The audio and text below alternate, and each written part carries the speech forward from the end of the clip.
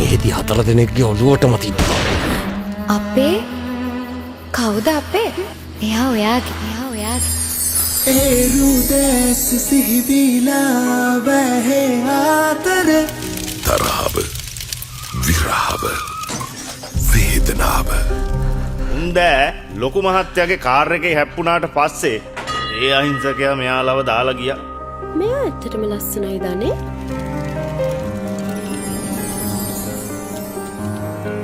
කවුද සංජේ? අනේ මන් දන්නේ නැහැ මාලා. දැන් හරියට පිට මිනිස්සු ඉන්නවනේ මෙහි. ත්‍රස්තවාදී හැත්ත. මට ඒ කටහඬ ඇහෙනවා. මූණ හරියට මතකත් නැහැ. ළඟ හම්බුණාද කියලා හිතෙනවා. මේ වේදනා හිමි වේද සැමදා ළඟ ඉන්න නුඹ ආදරය කියන්නේ කාලයවත් සීමාවවත් හඳුනාගන්නේ නැති හැඟීමක්. මොනවද? නවක් වෙච්ච හැලප වගේ.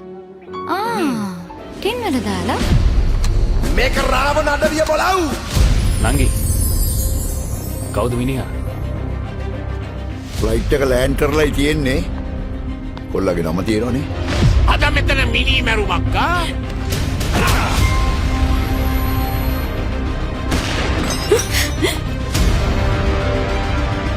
මේකට කියන්නේ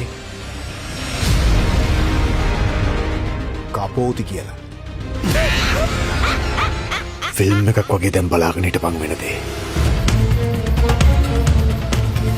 අයනම් පුතුණා බල්ලා. බොහෝම නරක කාලයක්.